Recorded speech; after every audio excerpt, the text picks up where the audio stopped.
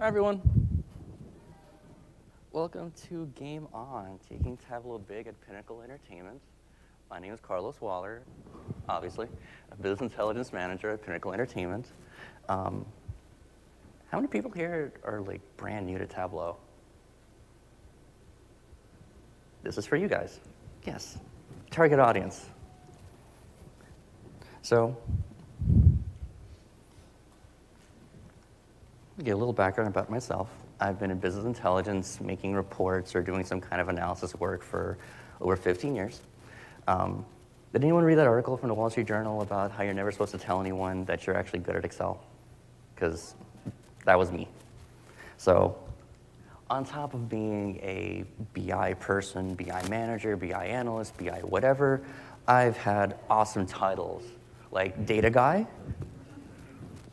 report guy, Excel guy, waterfall chart guy, macro guy, my personal favorite, reporting wizard. Now, I've worked with people who thought BI was an Excel spreadsheet with drop-down menus or PDFs made by some kind of magic box. I've had people tell me reports don't feel right because reports have feelings, right? I've had people tell me that, I've used platforms that don't even exist anymore. That's been rebranded as something brand spanking new. I've also used enough platforms on Gartner's Magic Quadrant for BI that I'm pretty confident in saying they all have certain things in common. They all tell stories, albeit some better than others, and they all promise to make report building super easy and can make self-service reporting this amazing reality. Now, because of the last two, they've also made every single one of its users feel the pressure of trying to build something amazing, or else no one is ever going to use it. I've had a couple projects of mine that I thought would be the greatest thing ever, or at least the greatest thing since the last greatest thing ever just completely blew up in my face. I had one project I spent like 3 months on, and one person used it for like 5 minutes. Devastating, I know. On the opposite side, though, I've had a couple projects take off in ways I never would have thought were possible. We're all architects and programmers and builders and visionaries, and when someone else can see and understand that and share that vision we're trying to create, it's exciting. It's probably one of the main reasons there's a bunch of people here with really bad data pun t-shirts and Tableau logos everywhere. Now, how do you get someone to see and be part of that vision? How do you get them to move down the Tableau continuum so they're closer to the side where you're wearing the Tableau t-shirt instead of the side that's trying to figure out why are these people even wearing Tableau t-shirts? Sometimes it's the combination of the right project with the right group of people working on it along with users that are ready for whatever gets delivered with a little bit of luck, sometimes some fairy dust on top. But that's like hitting the jackpot on a slot machine. You hear about it, but you never actually see it happen. Usually it takes some planning and recognizing the right opportunity when it happens. And that's what this story is about. It's about how we at Pinnacle Entertainment got Tableau rolled out and used by a lot of people.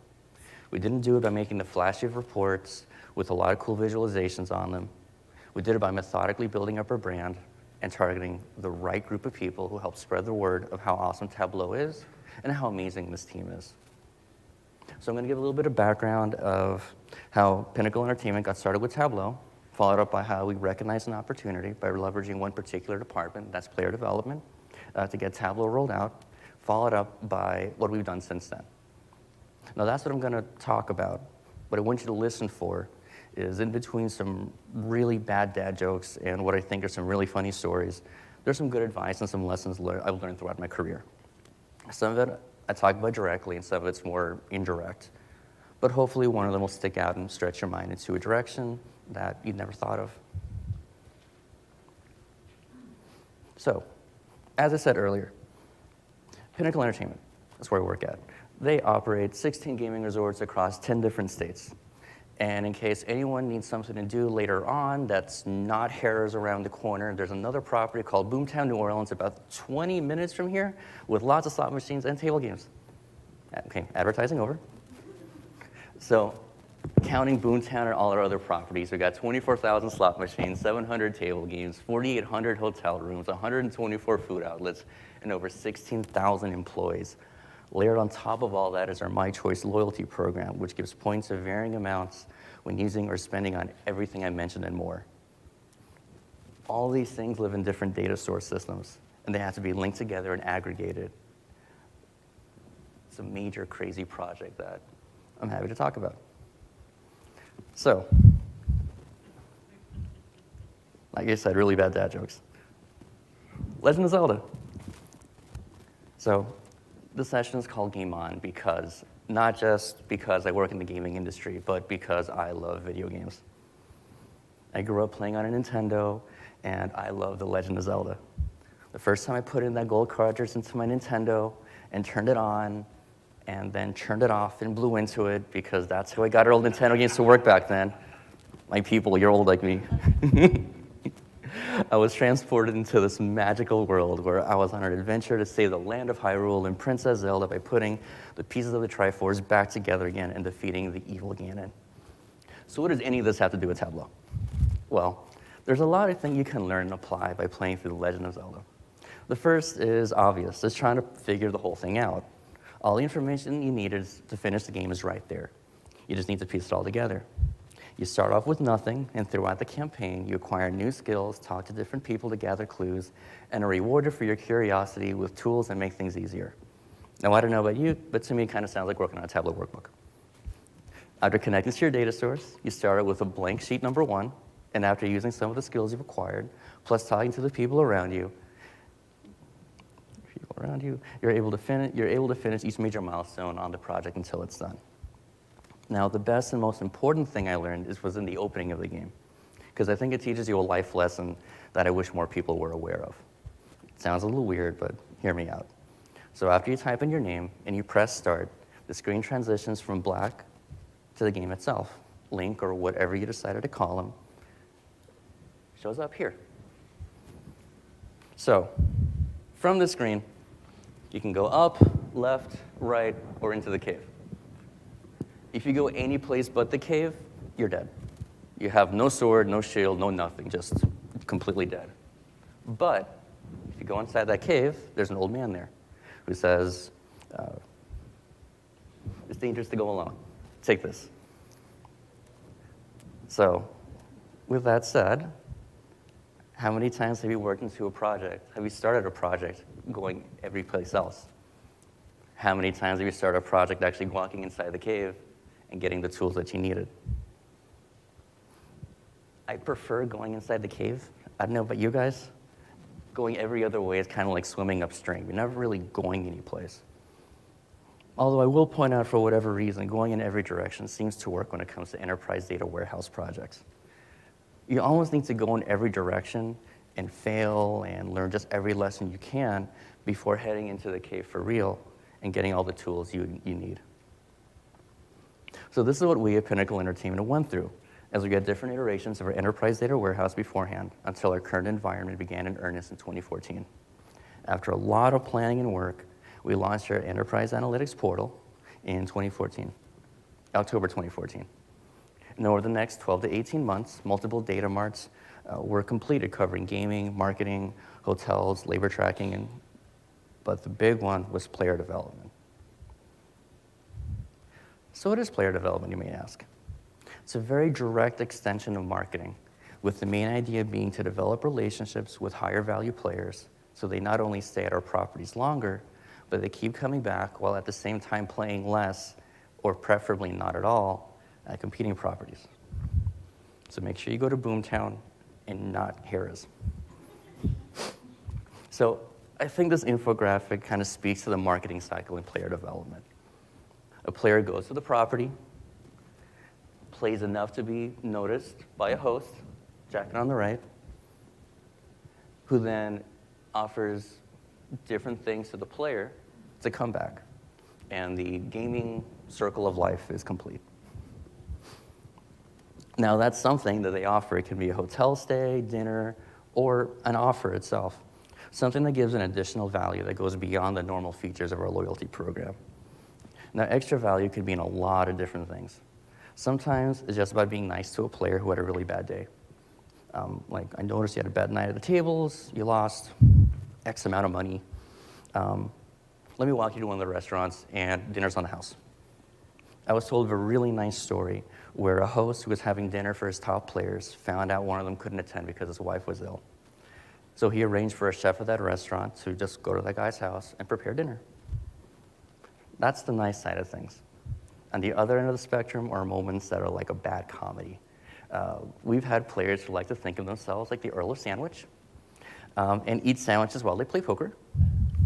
One of them had a thing for bologna sandwiches and would call his host a couple hours beforehand, so the host had enough time to go to the grocery store, buy a pack of Oscar Mayer, loaf of bread, so this guy could play poker at 3 in the morning with a bologna sandwich in his hand.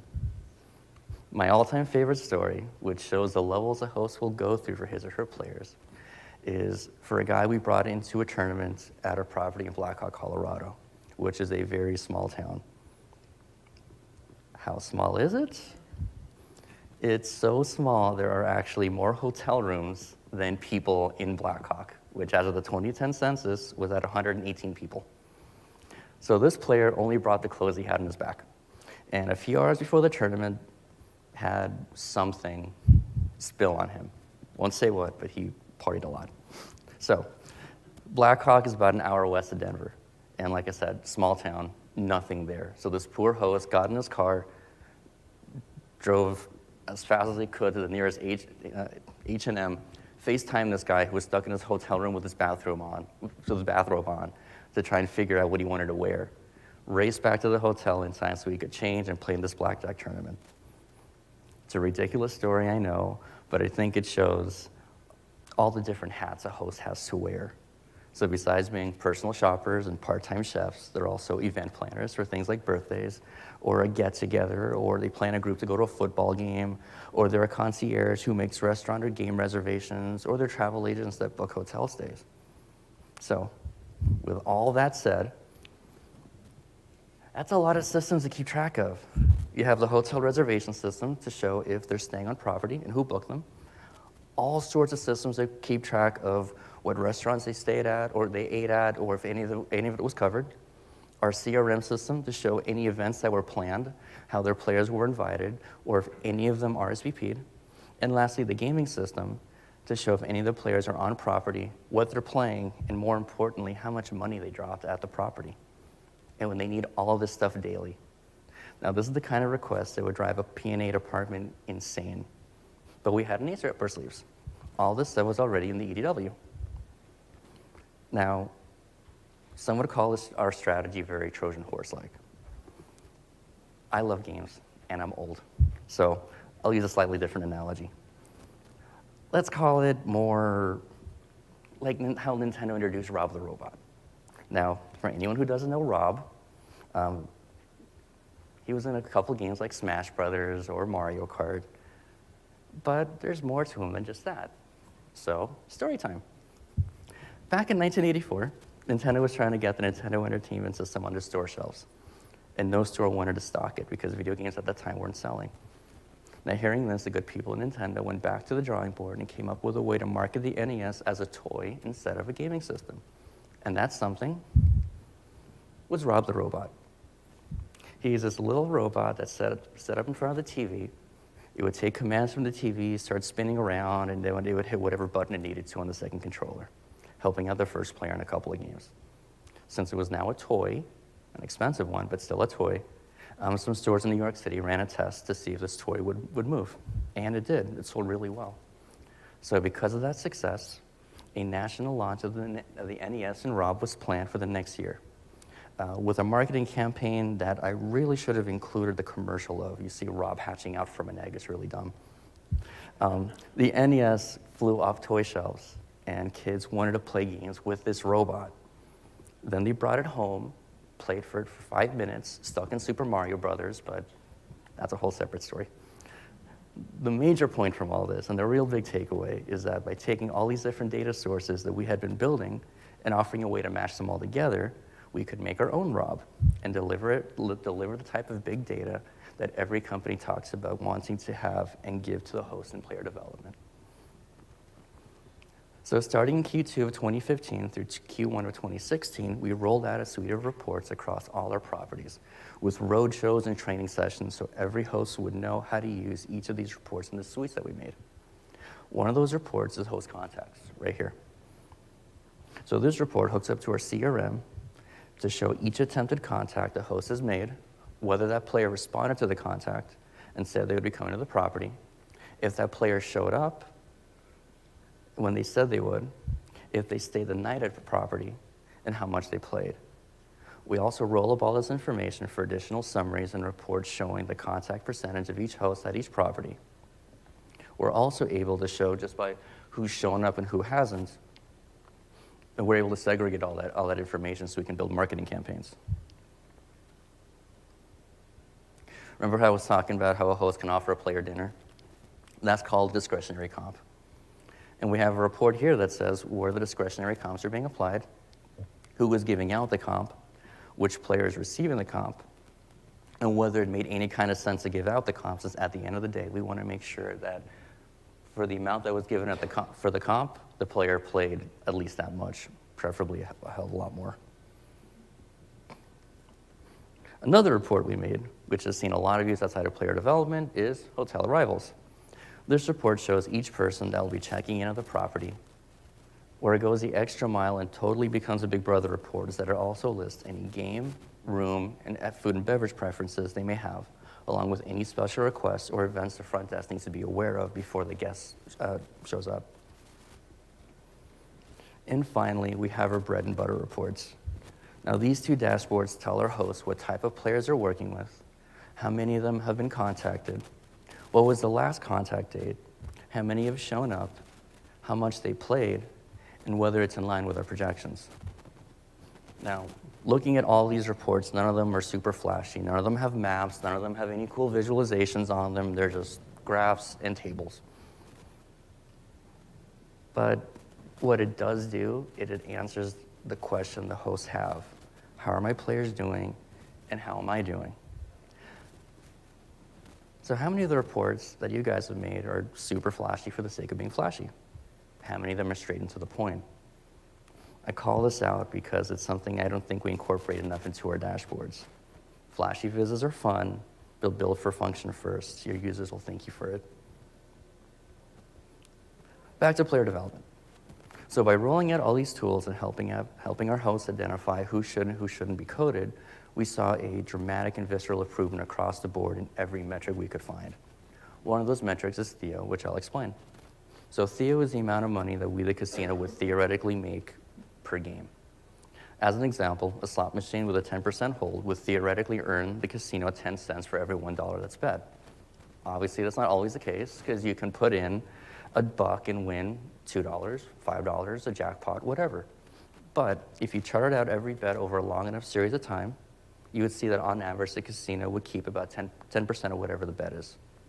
Since one of our ways our hosts are evaluated is by how much Theo they generate, every player matters. And what this chart shows is how, using all the tools that we helped develop and make, we were able to increase the amount of Theo generated while also reducing their player counts. We were able to do that by reducing the amount of inactive players or infrequent players that our hosts were adding, because they assumed that this play would be showing up. And we replaced them with players that are more likely to show up based on their play pattern. And you can see that with the chart on the left, where in Q4 of 2014, we had 40% of our players assigned to a host not play in that quarter.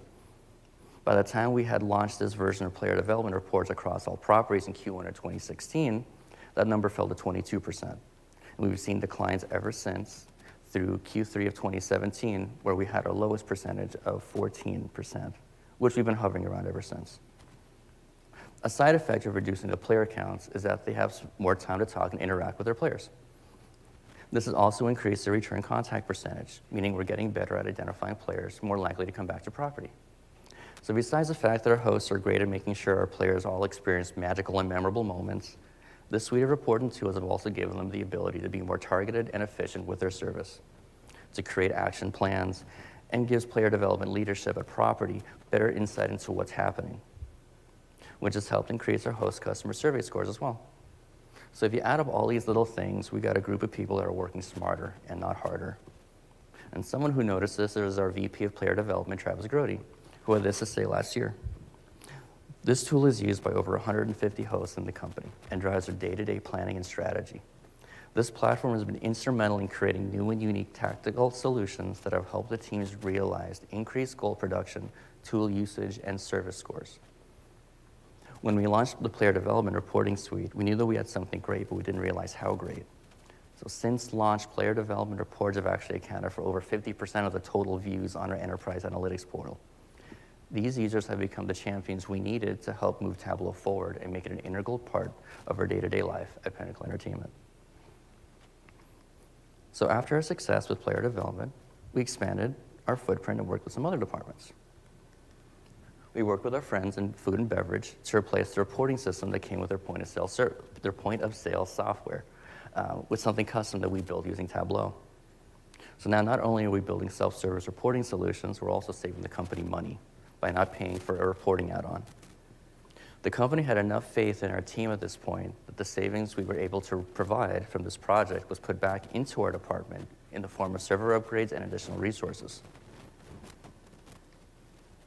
Now at this point, we're just steamrolling through everything, and we've expanded out even further than we could have imagined. Now this chart shows from October 2014 when we launched Tableau through the end of last year. What was once 32 workbooks became 116 workbooks. We've quadrupled our active users and the amount of views that we get per month. This is what a BI team's output can look like when you have a plan and are able to seize the right opportunity when it becomes available. It's not always a big flashy report that gets your company to buy in. It's targeting the right audience. Now, for as much time and energy we put into making these vizzes and make them look amazing, don't lose track of what you're building. It's not necessarily for you. It's for someone who wants to be able to easily answer whatever the question is they have in their head. Not to sidetrack too much, but something I'd like to share is when we refactored our player lookup. As the name suggests, it's a way to search for a player and pull in all their stats from across the EDW. So when we started working on this project, we took a look at the original report, which is on the left, and thought of all the ways we could enhance the user experience. So when I was working on this project, I thought I could streamline the whole thing, really. I thought, let me add in a couple parameters so I could search by one specific thing. Let me add in some action filters so that when I click on a name, everything else disappears underneath. Now I have all this space to shove in all this extra content information on the bottom. And then when I'm done with that, you know what? I already have one action filter in there. What's like 12 more? Let me throw in some extra filters, some extra movement, all this extra cool stuff that I think would be amazing and wonderful and would really help everyone out. Except it didn't. I went down this crazy rabbit hole, and when we released the thing, at the end of the day, all the improvements wound up doing was just confusing people. We kept a chunk of it, of what was added, but we wind up stripping out a lot, or either simplifying it or just changing it up so that it would be a lot more obvious to the end user. Long story short, it's always a good idea to revisit older workbooks and to add in some new ideas. But don't forget to keep your end users in mind. So, what comes next for us? Well, a couple weeks ago, actually, Penn National Gaming finished a transaction to acquire Pinnacle Entertainment. So instead of 16 properties, now it's 40. Now it's 50,000 slot machines, 1,200 table games, 8,800 hotel rooms, 200 food outlets, 30,000 employees, and I don't even know how many players. So this great team that I have the privilege of working with will be one of several departments key in getting these two companies with two very different ecosystems to come together. When we're done with all this project, I really hope I have the privilege of giving you that story. But for this story, to kind of summarize everything I talked about, examine every opportunity. Find the intersection of right audience and right project. Because it's these types of projects where you get the combination of a high-impact department with a lot of data and reporting needs that can really help you build your brand. If you do it right, you end up with users that are so bought in, they become your champions. 2, Really flashy visualizations aren't for everybody. Build for function, not for wow factor. Your users will see the value in what you built, and it'll hopefully help them answer the question directly. Revisit and refactor. Sometimes what you think is an upgrade winds up being worse than the previous version. So not only should you keep your users in mind, but also keep in mind how they use the workbook itself. And lastly, go play The Legend of Zelda. I love the thing. It taught me a lot. Just grab a Switch and play Breath of the Wild. It's super amazing. So, with all that said, the end. Questions? Yes? Yeah, how did you gain adoption of your Tableau reporting when you first launched it?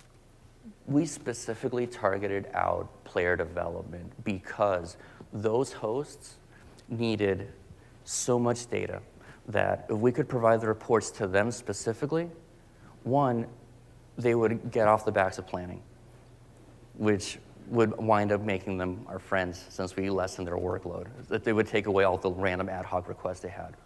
On top of that, because of all the various reports that they needed, I showed hotels, I showed all this, I showed comps, but that was through our point of sale software system. I showed gaming system. We were able to effectively create the foundation layer of a bunch of other reports that were going to be needed throughout the company. The reason I showed food and beverage right afterwards is because we were showing the discretionary comps. So these people were going to go to the restaurant, have their check covered. Great. We had to know the check. We had to know how much the check was. We have to know all the items on the check. So we're already tapping into the point of sale software system. It didn't take much to take that information and just blow it out to have food and beverage reports ready to go. Same thing with hotels. We had all this information because they needed to know who was coming in, when they were coming in, and how much they played. So we took that, blew it out. Now we have a whole spectrum of hotel reports. It was more of a targeted attack because we knew if we got really good with them, everything else would just explode, really. Anything else? Yes. How did you get executives comfortable with Tableau? Like for us, we mostly work with like Excel and store reports. Mm-hmm. How did you, like what process did you go through to kind of get executive level or stakeholder level people comfortable with looking at Tableau reports?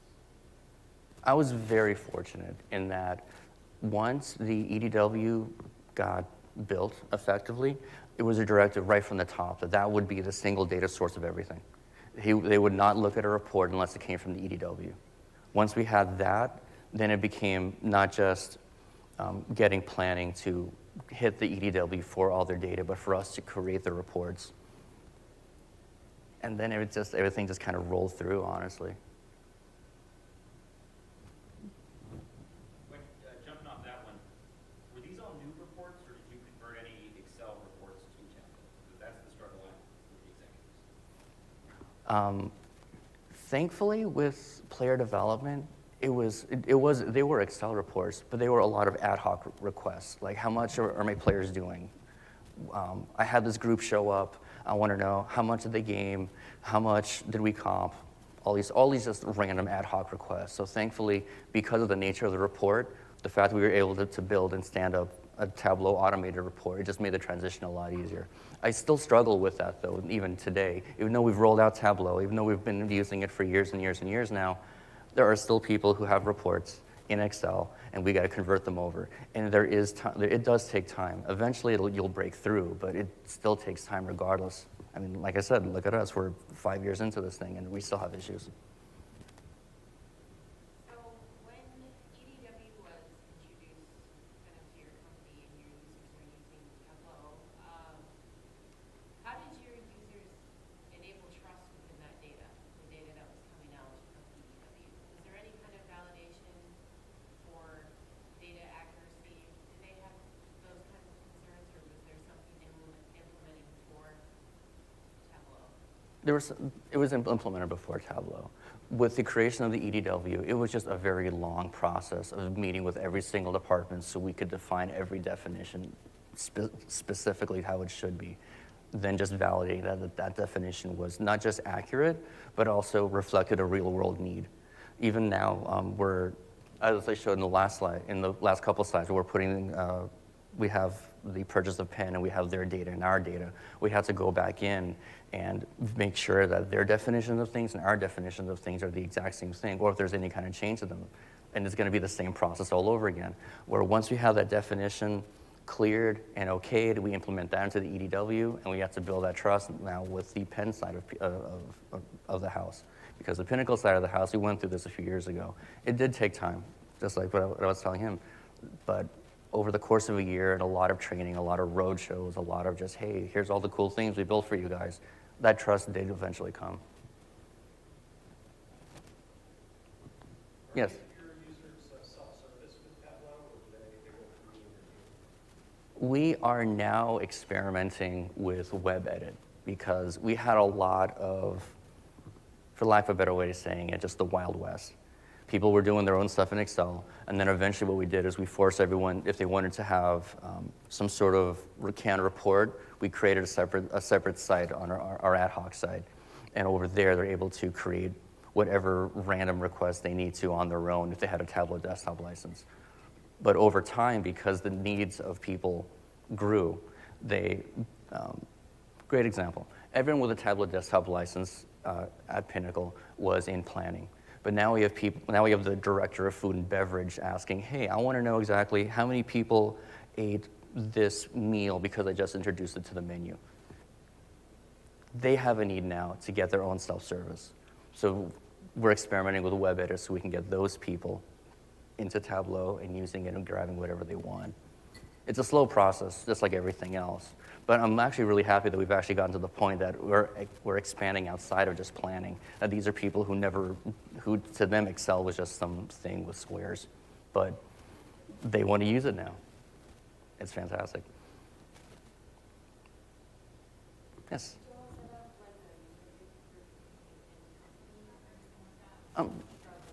I'm sorry, could you speak up a little bit? Did you set up like a user group community or anything where Tableau users can like ask each other questions, or is there anything like that? Yes and no, because my team, since we build all the Tableau reports, all the report requests and questions just funnel through us.